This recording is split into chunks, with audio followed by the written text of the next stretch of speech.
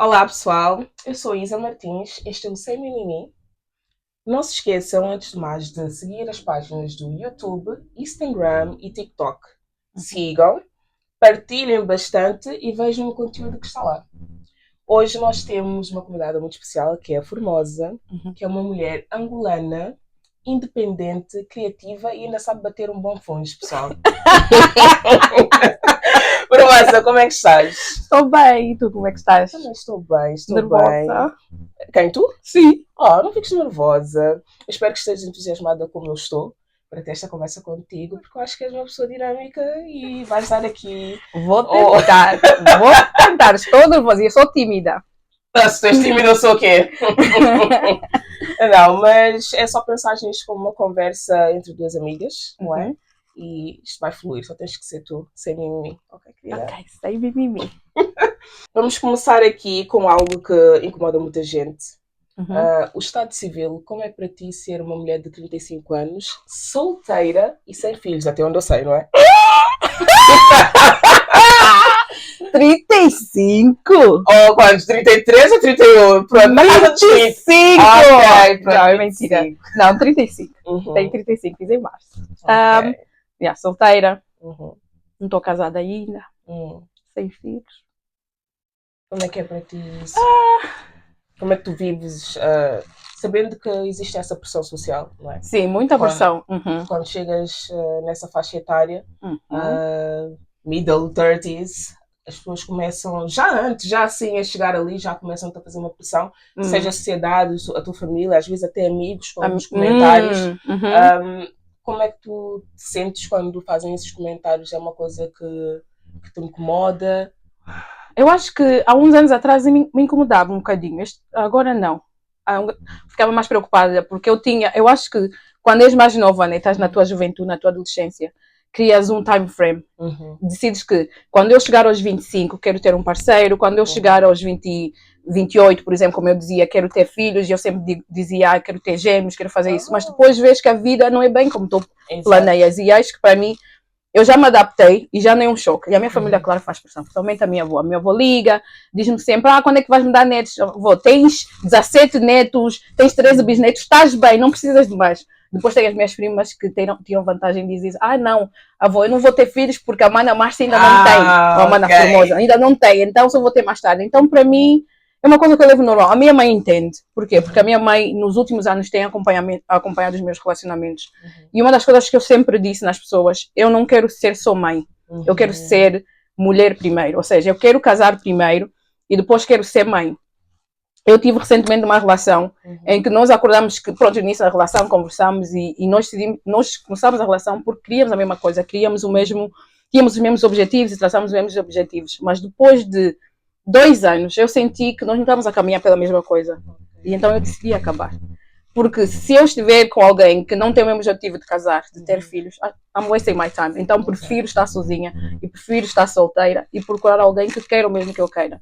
Então, há uns anos, se calhar, sim, sentia a pressão da sociedade, sentia a pressão dos meus amigos e dos meus familiares. Mas agora não, porque eu estou bem comigo mesma e sei o que eu quero. Então, se eu estou nessa situação neste momento, é porque eu estou à procura do que eu quero e do que eu acho que eu mereço. Mas achas que agora ser solteira e sem filhos é uma liberdade? Ou achas que é simplesmente porque, pronto, não aconteceu? Não acho que é uma liberdade, eu acho que não aconteceu. Porque eu acho que a mulher que diz que não gostaria de casar e não gostaria de ter filho, eu acho que está a mentir, sinceramente. Claro que há mulheres que vão dizer sim, eu nunca quis ter filho, mas depois, passado alguns anos, elas dizem, hoje me arrependo. Já vi bastante atrizes brasileiras que há uns anos diziam em entrevistas, não, eu não quero ter filho, não sei em ter filhos, agora estão nos 50, 60 e dizem, realmente me arrependo de ter filhos. Eu acho que é um desejo, um sonho de qualquer mulher. Só, pronto, se algumas não puderem ter, mas arranjam sempre maneira ou de adotar, ou de fazer outras coisas, mas não sinto que é uma liberdade. Eu se tivesse um bom parceiro e tivesse alguém que quisesse estar casado, quisesse ser pai, não é só ter alguém que queira te engravidar, porque se eu quiser alguém que me engravide, vou encontrar. O que é que tu procuras? Um pai e num marido, num esposo? Num esposo. Eu procuro alguém que seja presente, alguém que queira ser pai. Eu cresci sem pai, então eu sempre disse. Há mulheres que dizem, não, mas podes. Há primas minhas que dizem, não, arranja só um qualquer, tem filhos, só para que tens filhos. Sim, já me disseram. Eu disse, não é bem assim. Eu cresci sem pai. Querendo ou não, uma criança precisa dos dois pais presentes. Eu sinto isso. Crescer sem teu pai. Um bocadinho. Eu acho que impacta mais na altura da escola primária, na altura do secundário, em que sentes mais aquela diferença. Depois, à medida que vais crescendo, já é normal. Não é normal, mas já aceitas mais, já não sentes tanta falta. Porque tu não podes sentir falta de algo que nunca tiveste. Bem, também, né? Mas Sim. quando tu vês, por exemplo, pessoas ao teu redor que têm esse exemplo da parte paterna, tu acabas por idealizar aquilo que seria o teu pai, ou como é que seria ter alguém presente, uma figura masculina presente. Pelo menos eu senti bastante isso nas relações que eu fui tendo, como eu fui me moldando como mulher, não tendo também um pai presente, o pai biológico presente, e acho que isso influenciou bastante a forma como eu via os homens.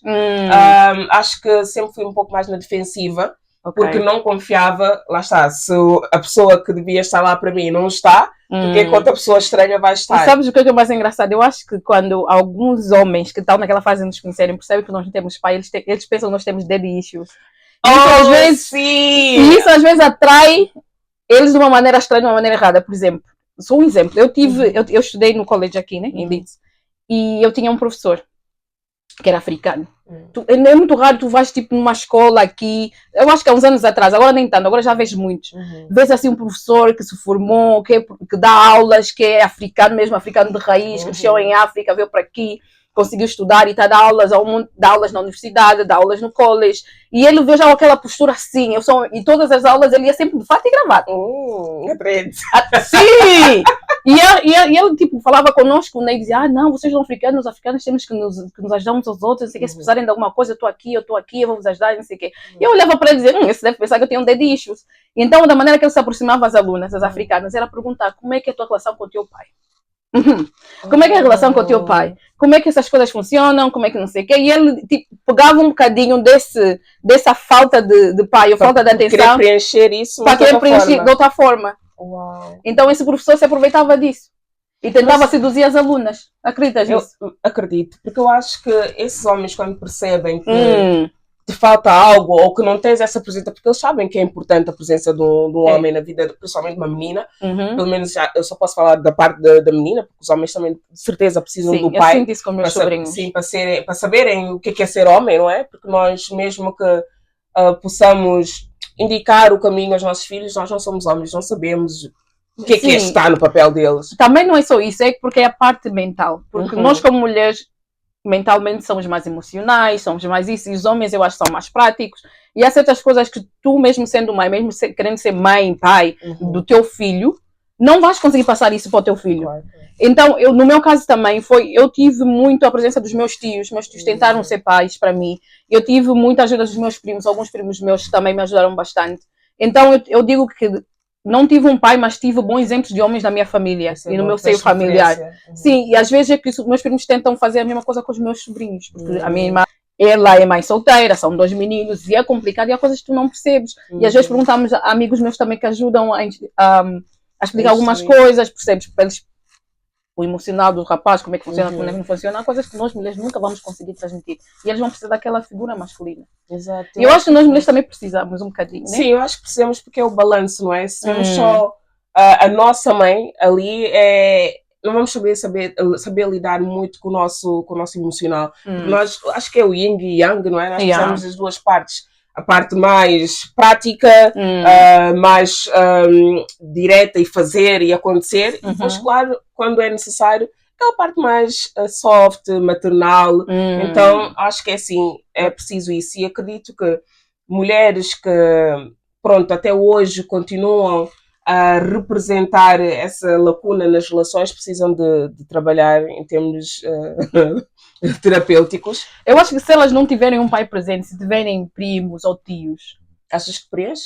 Não preenche, mas algumas coisas que acham que o filho precisa, podem falar com o tio, com o sobrinho, com o primo, para vir ajudar ou para vir dar uns conselhos, alguma coisa. Uma conversa assim, porque vai perceber que vem de dentro, vem da família, não é procurar lá fora, por exemplo, os tios ou os professores, porque às vezes tu não sabes a intenção que eles têm. O problema é também pensar na intenção das pessoas do lado de fora, do teu seio familiar, se calhar. Podes confiar mais, depende também, mas podes confiar um bocadinho mais. Achas que é por isso que homens mais velhos procuram as meninas mais novas? Principalmente as meninas que não tiveram um pai na sua vida? Porque é mais fácil de gerir. Não sei. Eu acho que é um tema muito, muito complicado e cada pessoa tem a sua opinião, não é? No meu caso, eu vi que alguns sim. E eu vi isso no meu colégio, vi com aquele meu professor, porque depois ele conseguiu sim se aproximar de algumas colegas minhas, porque ele viu que elas sentiam aquela carência do pai. E ele sentia que podia preencher. E ele achava que aquela carência era... Um homem protetor, ali, que dava dinheiro. Imagina a pessoa dizer, dava dinheiro, levava a sair. E depois ela se aproveitou da maneira que ele podia, não é? Exatamente. Sim, é complicado. É um tema muito polêmico. E falaste da tua avó, não é? Sim. A tua avó, pronto, é uma geração diferente da nossa. E como tu disseste, pronto, ela também espera de ter essa expectativa de ti. Eu acredito que a mulher, na geração dela, era muito valorizada por conseguir segurar o seu homem. Daí a mulher aceitar várias coisas. Sim. Até que também... Eu digo que é a geração do aguenta. Ai, do aguenta, sim. Nós em crioulo dizemos sofrer. As nossas tias mais é sempre sofrer. Tipo, vai passar, isso vai faz passar, parte. Exato. Mas Mas eu sinto que a nossa geração já não aceita tantas coisas, ou se calhar quase nada. E também tem mais acesso. Ok. Eu sei que tu és uma mulher que investiu bastante na educação, na sua educação, e acredito que outras mulheres que investem às vezes não sabem equilibrar as coisas. É do tipo, ok, eu investi na educação, eu sou formada, eu tenho diploma, eu sou isto, sou aquilo, e depois dentro de casa querem também vestir as calças. Eu não sei o que é que tu acreditas ou não, mas eu gosto mais soft spot. Eu acho que devemos todos, nós conseguimos preencher os nossos lugares. Não é que um seja superior ao outro, mas simplesmente nós temos, ou fomos treinados a isso, né? A saber gerir certas partes que a outra, pronto, o outro lado não sabe ou não tem tanta facilidade. Então eu acho que hoje em dia, sim, temos mais facilidades, temos mais conhecimento, estamos mais independentes financeiramente.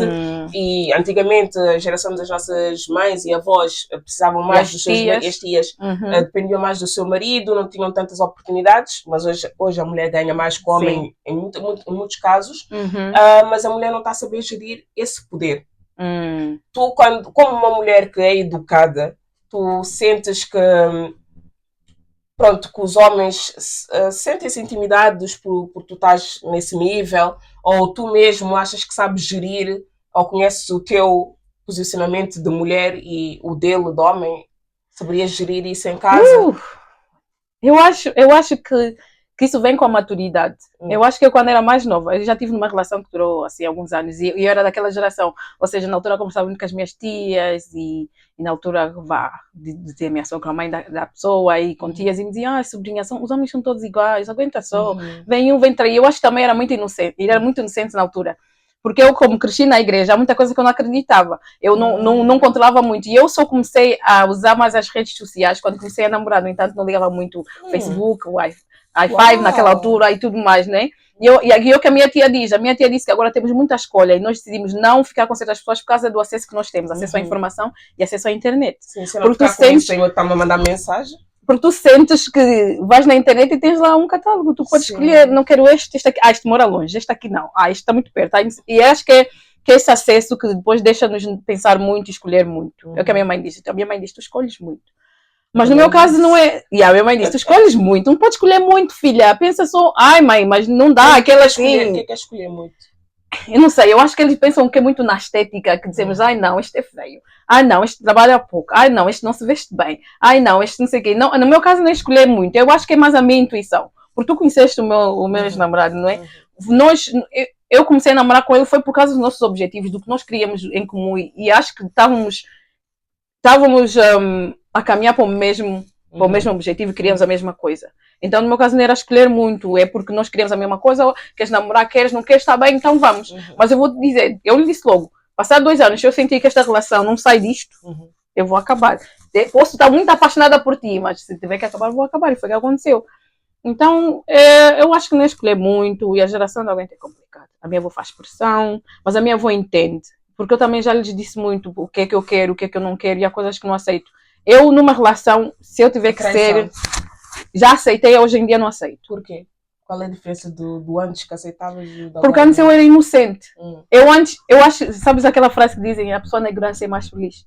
Eu era tão ignorante. Eu ia à discoteca e viam raparigas me empurrar e eu não entendia. Afinal, andavam a dormir com o meu namorado. E eu, na inocência, eu não sabia. Havia pessoas que me viam na rua e sabiam que... Hoje em dia, tipo, tem pessoas que sabem quem eu sou. Mas eu não sei quem elas são. Porque elas, tipo, estavam envolvidas na altura com o meu namorado na altura. E elas sabiam quem era, porque ele partilhava as minhas fotos nas redes sociais, toda a gente sabia. Depois tem E era um namoro de partilham. infância. Sim, mas depois, Mesmo passado assim. um tempo, ele deixou de partilhar.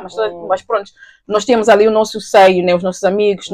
Porque nós, na altura, quando namorávamos, no nosso grupinho, como éramos todos casais, organizávamos sim, jantares de casal. Depois havia um fim de semana que íamos todos no cinema. Imagina, 4 ou 5 casais, íamos todos ao cinema. Já fazíamos esse tipo de coisas. Então, nós vivíamos no nosso bubble, tínhamos o nosso mundinho. E eu também, pronto, cresci na igreja, não é? A minha vida, às vezes, era escola. E eu era muito inocente, gostava muito de estudar. Então, saía da escola, tinha os meus treinos, treinei voleibol durante 8 anos. Então, ia para o treino, depois vinha para casa, fim de semana ia para a igreja. E então, não tinha muito aquela coisa de controlar, de saber o que é que ele está a fazer, o que é que ele não está a fazer. Então, eu não controlava. Então, vivia na ignorância, não queria saber. E depois as pessoas vinham me dizer, não, essa pessoa fez isso. E eu dizia, é mentira. Tipo, a pessoa que vocês estão a falar, eu não conheço. Essa pessoa eu não conheço. Eu duvidava das pessoas. Mas ele era uma pessoa diferente contigo? Sim, ele era super carinhoso, dava atenção. Quando a pessoa é carinhosa, dá atenção, faz o que tu queres. Achas que tu ainda vais desconfiar? Tu estás ali no teu bubble, no teu mundinho. Eu estou muito cor-de-rosa. Quem vai querer puxar a minha nuvem? Nem pensar. Não, deixa-me aqui que eu estou bem. Então eu ignorava muita coisa. E naquele tempo eu acho que era muito inocente. Eu acho que eu amava muito. E eu também tinha na minha cabeça que eu quero estar com aquela pessoa, não quero mais me envolver com outra pessoa, porque também dá preguiça. Preguiça de conhecer de novo, de sair, de recomeçar, conhecer outra pessoa, conhecer as manias, conhecer as atitudes. E eu tinha bem essa preguiça. Mas isso aí de tenho preguiça de conhecer, começar e etc., não é isso que faz as pessoas ficarem em relações durante muito tempo? É por isso que hoje em dia já não aceito. Porque depois tu sentes que estás a perder tempo, estás a desperdiçar o teu tempo, estás a desperdiçar a tua juventude, estás a te perder.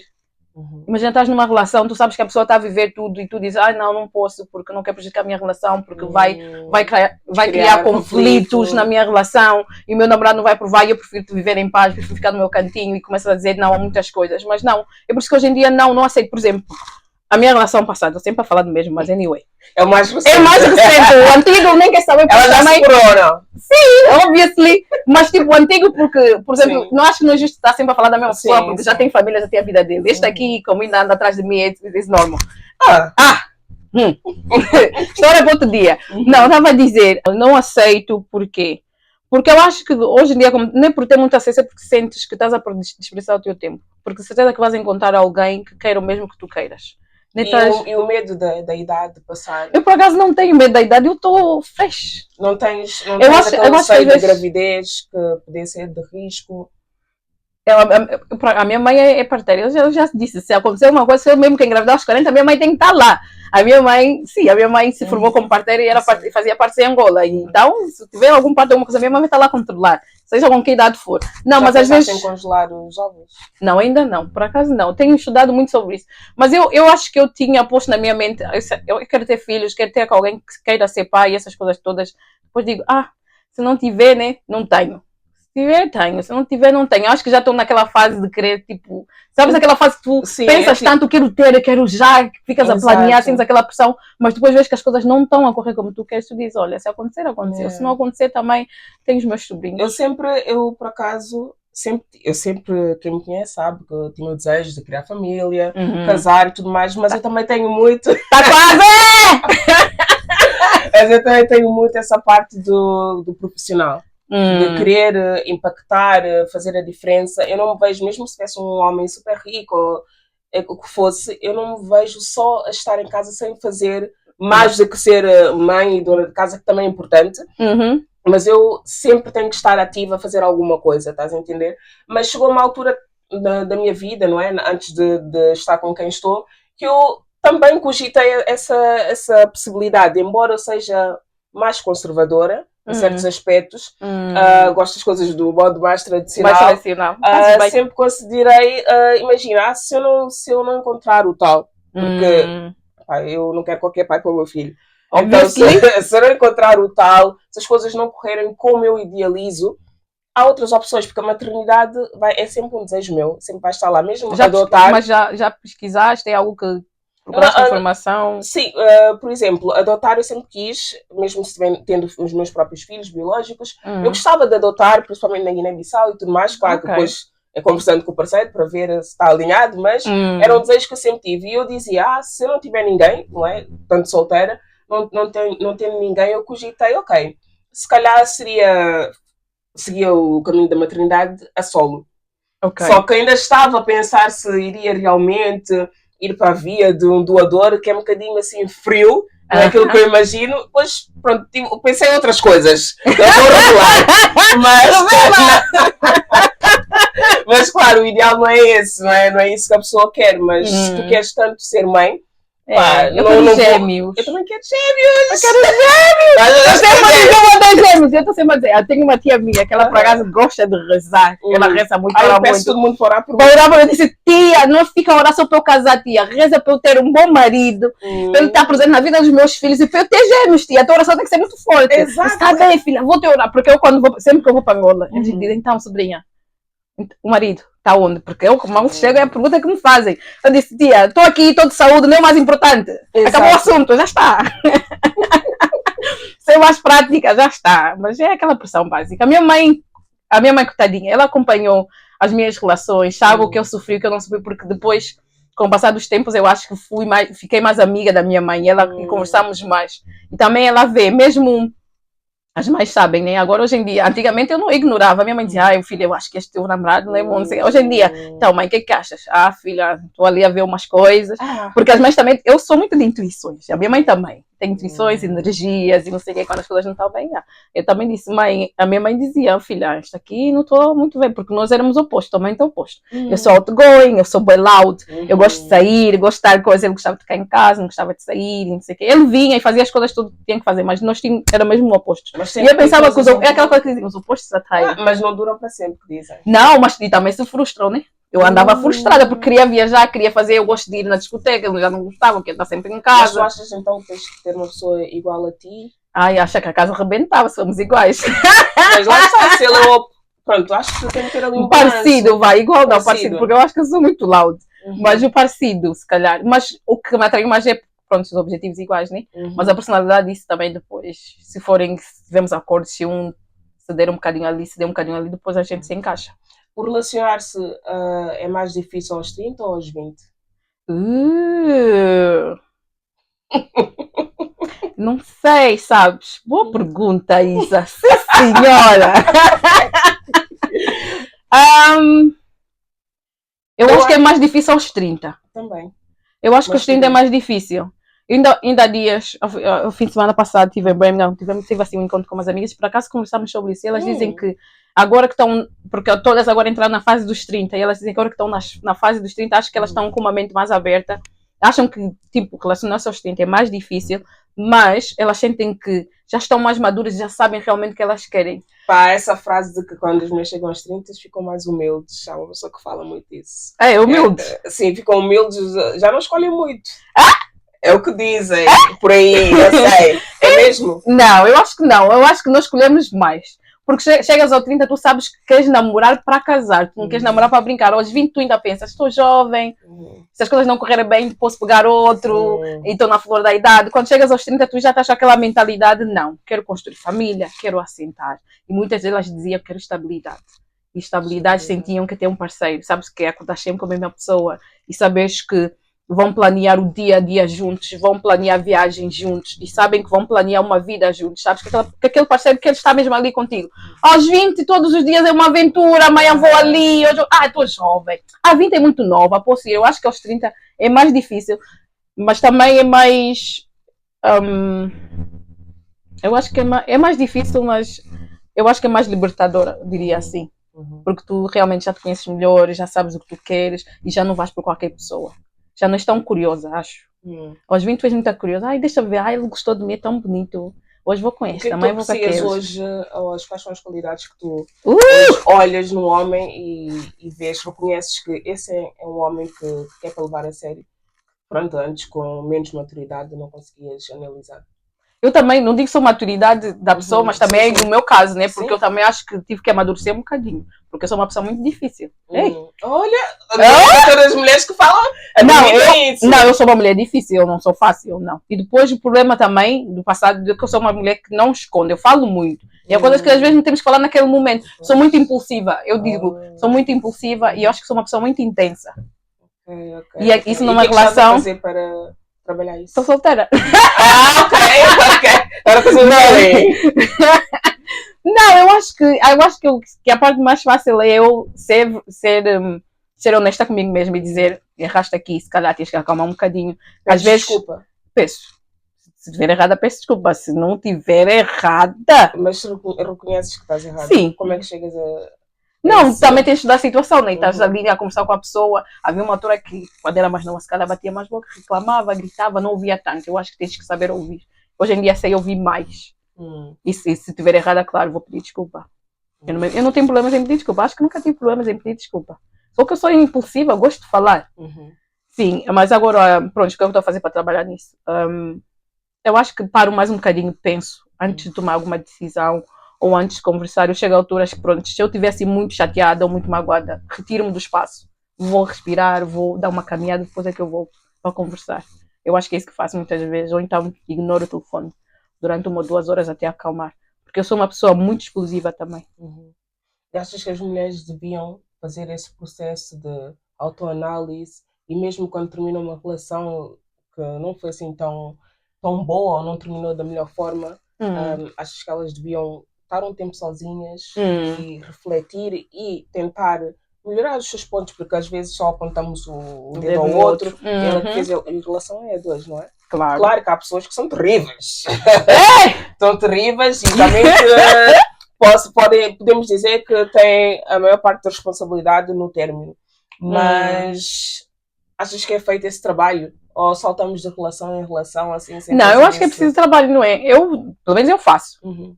Eu acabo uma relação e digo, tenho que analisar, porque também a relação não é a 2. Eu de certeza que há vezes que eu lhe deixei irritado, que há vezes que tomei decisões ou tive atitudes que não eram as mais certas durante a relação, claro. Eu faço um processo de autoanálise, onde é que eu errei, onde é que não errei.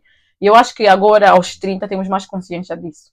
Aos 20, não. Somos todos muito impulsivos e não pensamos tanto, mas aos 30, sim, percebes? Porque depois dizes, não, quando for para esta nova relação, não quero ser esse tipo de pessoa. Quero ter mais calma, quero ouvir mais. Pelo menos é o que eu faço, não é? Mas isso varia de pessoa para pessoa, mas é no meu caso. O que tu achas da geração que temos agora, Gen Z? Como é que as meninas, mulheres se apresentam? Achas que têm futuro em termos de sociedade? Os relacionamentos que têm tido, a forma como se expõem, aquilo que debatem nas redes sociais, como usam as redes sociais? É complicado. As redes sociais, eu acho que é que a minha tia diz mesmo, a internet estraga tudo. E eu acho que hoje em dia muita mulher pensa que não precisa de homem, que tem o poder. Que tem o poder, que não precisam de homem. Que poder é esse? Não, o poder que elas dizem que têm, que eu posso trabalhar, eu ganho mais que tu, eu posso me sustentar, eu posso fazer tudo, não preciso de homem. Então se eu precisar... o homem na nossa vida é só a parte financeira? Não, mas a geração de hoje em dia pensa isso, não é? Porque elas dizem que têm os brinquedos, podem nos ajudar. Agora, essa nova tendência no Brasil, que as mulheres têm os bebês reborns que vinham a criar como se fossem bebês verdadeiros, mas são bonecos, não é? O que tu achas disso? O que falta nessas mulheres? Para mim, eu não sei se é algum problema que eles tiveram ali emocional, não sei se é... Às vezes eu às vezes fico a pensar, será que são mulheres que cresceram sem pais e as mães diziam, homem isso, homem aquilo, e criaram aquele bloco na cabeça delas que não precisam de homem para nada? Porque às vezes há esse problema. Se nós fomos todas criadas por mães solteiras e a nossa vida toda, as nossas mães falaram mal dos nossos pais, falaram mal dos homens, quando vamos crescer, crer que é possível sozinha, é possível viver sem homem, fazer tudo, financeiramente ser isto, e depois só te focares na tua carreira, na tua vida profissional e disso e daquilo. Claro que vais depois querer ir para esses meios. É a minha opinião, mas não sei. Pode ser que, pronto, elas se calhar têm parceiro até e o parceiro também aprova elas fazerem esse tipo de coisa. Eu acho um bocadinho estranho um homem realmente entrar nessa onda. Porque para mim é o oposto. Por exemplo, nós somos 3. Tenho a minha irmã mais velha, tu conheces que é mais velha, mas a minha irmã sempre, desde muito nova, ela sempre disse: eu quero 2 filhos meus e quero adotar mais 3. Mas eu não quero homem, não quero saber nada de homem, não quero casar, não quero isto, não quero aquilo. E eu desde pequenina sempre disse à minha mãe, ai não, mami, eu quero casar, quero ter gêmeos, quero ter isto, quero ter aquilo. Então, às vezes, Como é que vocês as duas tendo crescido no mesmo ambiente, somos totalmente Sim. diferentes. Depois tem a minha irmã mais nova, que a minha irmã mais nova não quer saber nada? não quer saber de nada, não quer saber de ninguém. Eu acho que também tem a ver com as nossas experiências, né? Troca de experiências, as nossas amizades, o nosso meio, não é o meio que crescemos, porque crescemos no mesmo meio, mas eu e a minha irmã eu acho que vemos o mundo de janelas diferentes. Se calhar é por isso, porque a minha irmã detesta, odeia o meu pai. Mas, no entanto, para mim é relevante e é muito diferente. Porque tens uma relação com ele? Não, eu nem sei se o meu pai está onde. Eu acho que está em Angola, porque a minha tia disse que estava em Angola, porque eu conheci o meu pai. O meu pai deixou, pronto, eu cresci em Angola, não é? O meu pai deixou a minha mãe grávida em Angola e foi para Portugal. E depois, a minha irmã é deficiente. Como ela tinha que fazer as operações, essas coisas todas, nós nos mudamos para Portugal. E na altura que nos mudamos para Portugal, eu devia ter 7 ou 8 anos. Então foi nessa altura que eu realmente convivi com o meu pai. E foi só durante um ano. E durante esse ano todo que eu vi e convivi com meu pai, sofremos muita violência doméstica, passámos fome, passámos muita coisa. Então, durante esse tempo, não convivi com meu pai como deve ser. E a minha irmã ganhou ódio, porque a minha irmã é uma pessoa muito mais rancorosa que eu. Então, durante esse tempo, ela foi operada. E, porque ela foi operada das 2 pernas, nós morávamos na linha Sintra, não, morávamos em Setúbal. Ela foi operada no Garcia da Horta. E durante esse tempo a minha mãe não podia trabalhar, então a minha mãe tinha que tomar conta da minha irmã. Então, durante aquele tempo, sabendo que ela está acamada, que a tua filha está acamada, a tua mulher não trabalha e precisamos de comer, então ela via como ele se comportava, ainda via discutir em casa, bater a minha mãe, nos trancava em casa, nos deixava sem comida. Então a minha irmã foi ganhando raiva dele. Então foi isso que foi acumulando, mexeu com ela. Como isso impactou a ti? Eu, por acaso, na altura, como eu cresci sem pai, e eu acho que era muito nova, eu não entendia. E eu sou daquelas pessoas que perdoa muito. E perdoo facilmente. Eu não guardo mágoa, não guardo rancor de ninguém. E na altura, eu acho que eu ainda tentei criar uma relação com ele, que eu lembro-me que houve uma vez que ele desapareceu de casa e eu segui-lhe, queria ir com ele. Dizia, pai, não, leva-me contigo, eu quero ir contigo. Eu tentei ir com ele e na altura eu não me dava muito com a minha mãe. Então, eu acho que eu naquela altura sentia aquela falta de pai, queria pai. Mas ele não queria ser pai. Também é isso que eu dizia, é importante estar com alguém que queira ser pai. Se ele não quiser ser pai, não vale a pena. Por que tu não estavas com a tua mãe e querias mais atenção do teu pai? Porque sentes que por teres uma irmã com uma limitação, tudo ficava em cima de ti? Ou... Eu não sei. A minha mãe diz que eu, desde muito pequenina, sempre gostei de ajudar. Então ela diz que aos 6 meses eu já comia sozinha. Aos 8 anos já andava. Sim. A vida é rápida. 8 meses. 8 meses, já. Estás a imaginar? Então, olha, aos 6 meses comecei a comer sozinha. Precoce. Assanhada, né? Eu acho que sim. Aos 6 meses comecei a comer sozinha. Aos 8 meses, agora falei bem, aos 8 meses comecei a andar. E a minha mãe diz que eu sempre fui muito independente. Então, a minha irmã era deficiente, ela não andava. Então, como eu cresci em Luanda, sabes que as crianças em África andam mais à vontade, andam descalças. Então, eu saía sempre da casa da minha mãe e ia para casa dos meus avós, que eu cresci com os meus primos, éramos muitos, a minha família sempre foi muito grande em Angola. E eu sempre fui muito independente. Sempre fui muito independente. A minha mãe disse que eu gostava sempre de ajudar as pessoas, eu sempre tentei procurar o lado bom das pessoas. Então, eu acho que na minha cabeça dizia, não, ele vai mudar, vamos lhe dar outra oportunidade. Então, eu tentava sempre criar aquele laço com meu pai. Então, e também porque, não sei se é porque eu tenho o nome da minha avó, do lado paterno, que eu sempre fui atrás dele. Porque realmente o meu nome é Márcia Formosa, né? A maioria das pessoas na Cola Trans chamavam Márcia, mas ele era a única pessoa naquela idade que me chamava de Formosa, porque é o nome da mãe dele. Eu tenho o nome da mãe dele. Exatamente, era o nome da minha avó. E tentava criar aquela ligação, tentava ir durante aquele ano, né? Ligar aquela ligação, tentar conhecer essa pessoa, toda a gente fala pai, e agora tens a oportunidade de se chamar pai. Então eu ia atrás dele e tentava me afastar o máximo da minha mãe. E também passei por aquela fase da adolescente que era mais rebelde, né? Não queria saber da minha mãe. E eu era boa Maria Rapaz, era assim mais rebelde. Eu era Maria Rapaz, escondia mais o meu corpo, gostava mais de usar assim roupas mais larguinhas. Mas tu sempre tiveste o corpo assim desenvolvido? Porque tens jeitosa e tal? Eu acho que sim. Eu acho que sim, mas eu acho que o meu corpo é normal. Sim, super. Mas tu escondias o corpo, já eras já desenvolvida? Eu acho que sim, acho que já era. Sempre tive formas, digamos assim. Eu acho que sim, na altura sim. Eu acho que também naquele tempo, o que é que estava na moda? Porque na moda não era cintura fininha, ser magrinha. Eu passava mal. Eu na escola, sim. Os meus colegas andavam atrás de mim para palpar o rabo. Naquele tempo ter rabo não era uma coisa normal. O quê? Olha, naquele tempo, bullying para nós nem via na cabeça. Sim. Agora nos tempos de hoje, se alguém via atrás de ti para te tocar no rabo. sério? Botou o processo em cima, naquele tempo. Os pau.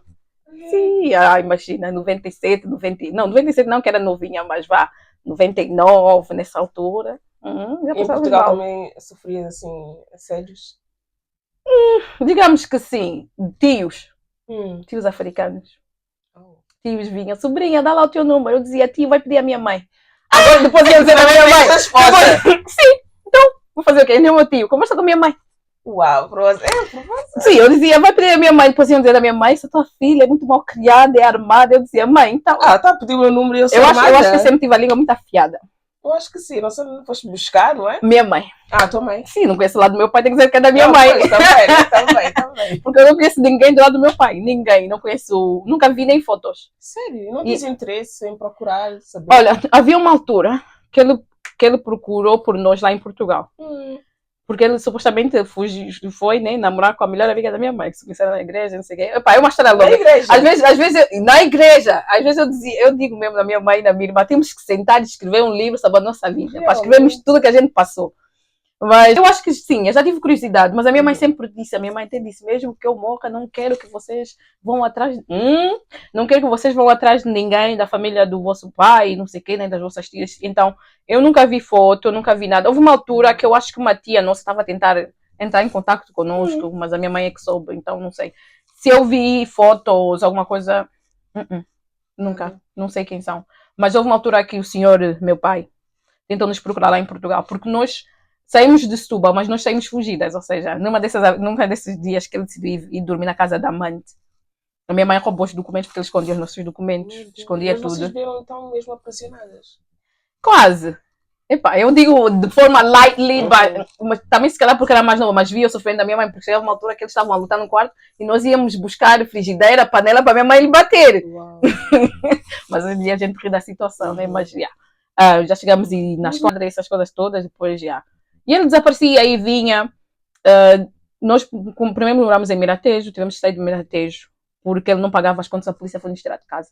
Imagina, nós novinhas, 8 anos, a minha irmã tem 1 ano de diferença, 9. Depois, na altura, tínhamos mais 2 primas que moravam connosco, porque nós viemos de Angola, éramos 4 crianças, era a minha mãe, depois era ele, né? Porque ele supostamente é que pediu para a minha mãe nos trazer para Portugal, porque nós estamos bem em Angola. A minha mãe em Angola estava bem.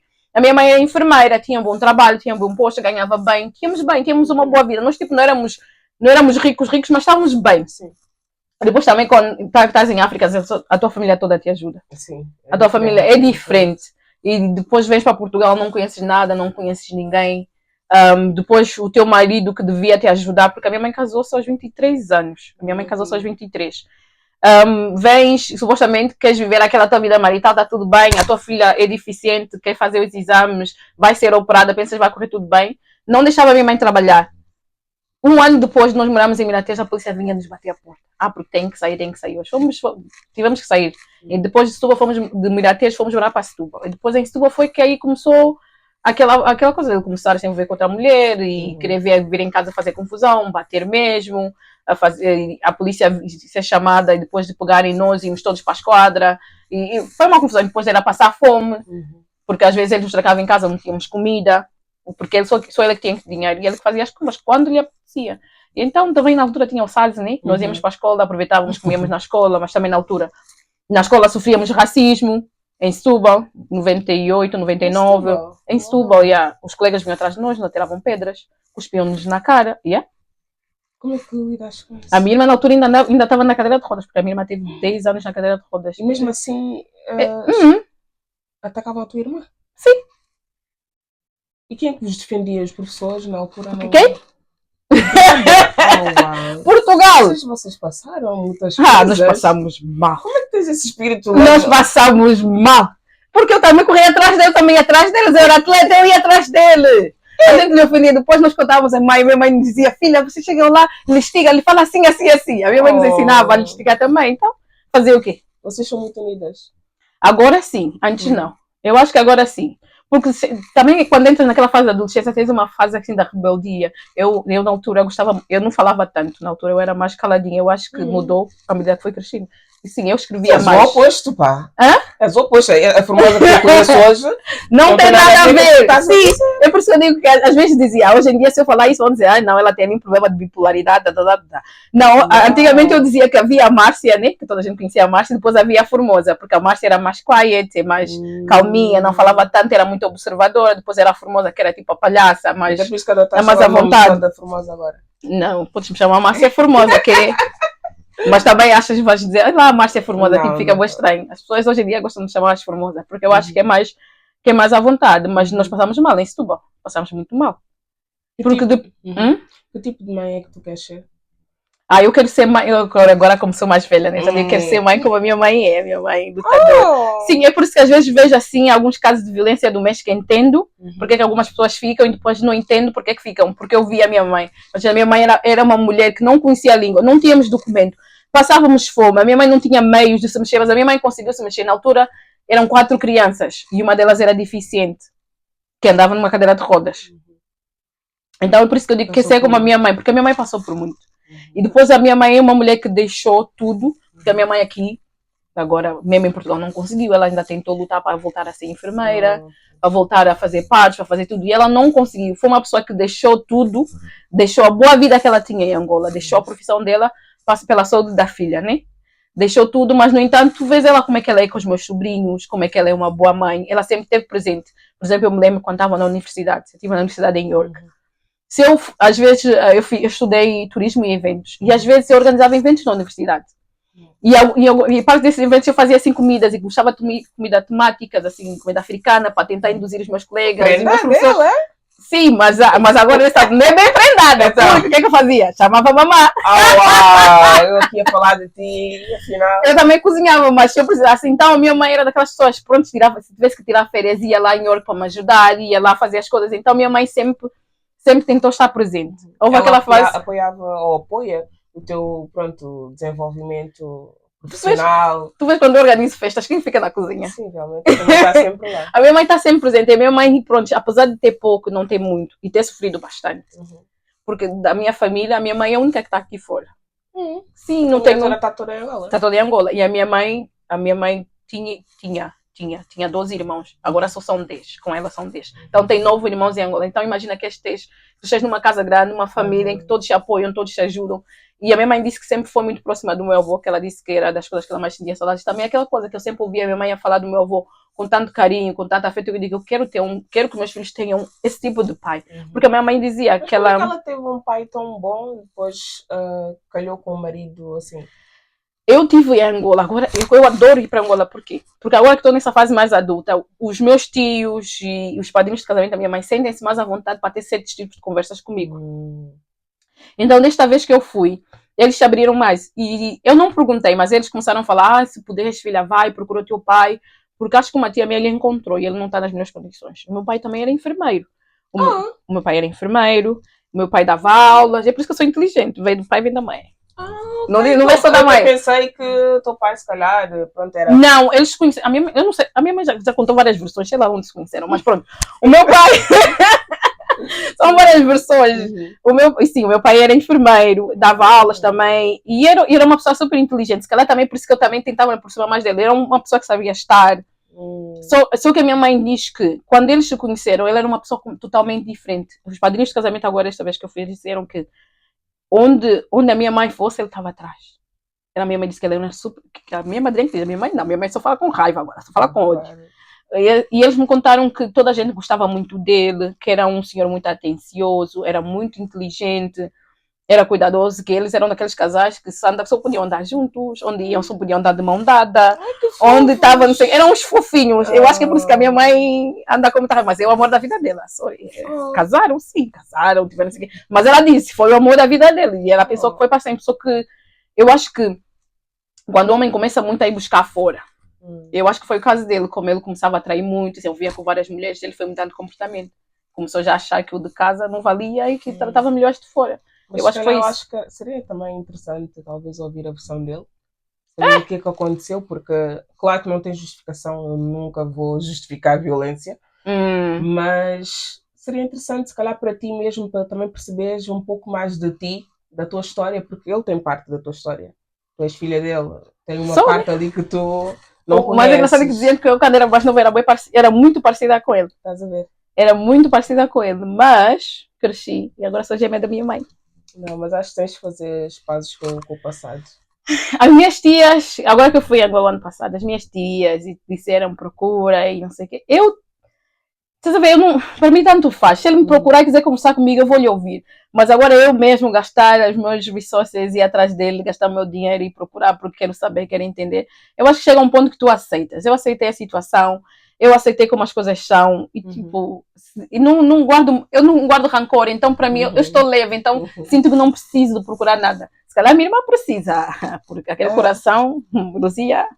Vai, não, mas eu entendo perfeitamente. Eu também tive essa fase em que procurava bastante o meu pai, mas depois eu percebi que depois de procurar e ter a oportunidade de ouvir a versão dele, percebi que, you know what, like, acho que não vale a pena, não acrescenta nada e só reforçou aquilo que eu já ouvia dele, entender? Porque teve a oportunidade de fazer diferente, de explicar-me, não é? Aquilo que aconteceu da versão dele, mas mostrou que o caráter dele não condiz com aquilo que eu vivo hoje em dia. Então, às vezes é complicado, porque dizem que os filhos muitas vezes só ouvem a versão da mãe, mas lá está, quando dás a oportunidade à versão do pai, às vezes não vale a pena. Mas eu sei que tem uma imagem, sei que ele anda para aí a meter ovinhos. Sim, chegou uma altura em Portugal que ele nos procurou. Porque a minha mãe pôs o processo no tribunal, mas em Portugal demora. Mas todas as vezes que o tribunal apanhava, porque depois obrigava ele a nos dar um subsídio, uma pensão, ele se despedia. Encontravam onde ele trabalhava e não sei o que, passado uns meses, dava salário, o subsídio caía uma ou duas vezes, porque depois o Estado tirava diretamente do salário dele. Depois a empresa dizia, não estamos a encontrar mais porque ele mudou de trabalho, ele se despediu. E andavam assim na caça, não é? Para tentar lhe encontrar. E nesse processo de tribunal, eu fui, porque eu sabia que ele ia estar, e eu fui acompanhar minha mãe. E ele abraçou-me e disse, minha formosa, minha mãe. Depois disse, tu estás muito parecida com a tua mãe era assim quando eras mais nova, coisas assim. Gosto muito de vocês. Eu durante esses anos todos guardei as vossas prendas de Natal, guardei isso. Quero me encontrar com vocês. Mas a minha mãe dizia, isso aí é um mentiroso. Ele dizia, nós tivemos, acho que foram uns meses. E houve uma altura que a Luzia lhe ofendeu tanto, que aquele senhor chorou. Chorou à nossa frente. A Luzia tem uma boca forte. Fez o senhor chorar. Ele tentava, sim, fomos conversar. Depois ele disse, eu tenho outra filha, chama-se, eu não vou dizer o nome, se ela vê o vídeo, me procurar.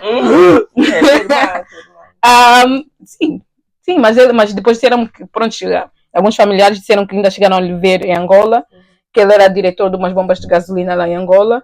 E depois a minha tia ainda chegou a lhe ver uns meses atrás, mas aí já lhe viam, tipo, nessas casas de chapa, tipo, com os dentes todos coisos, está todo velho, está mesmo degradado. E depois estava com uma criança ao colo que devia ser uma filha dele também.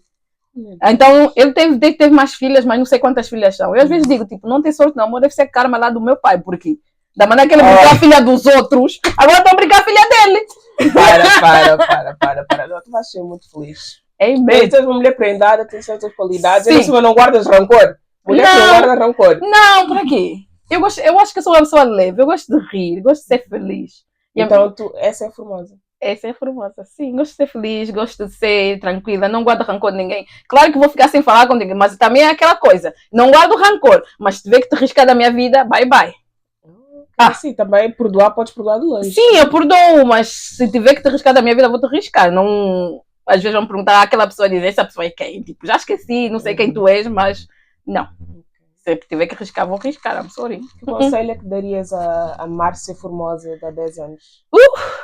Eu não sei, eu acho que diria para ela não ser tão impulsiva, para falar mais, porque na altura eu não me expressava tanto, escrevia poemas.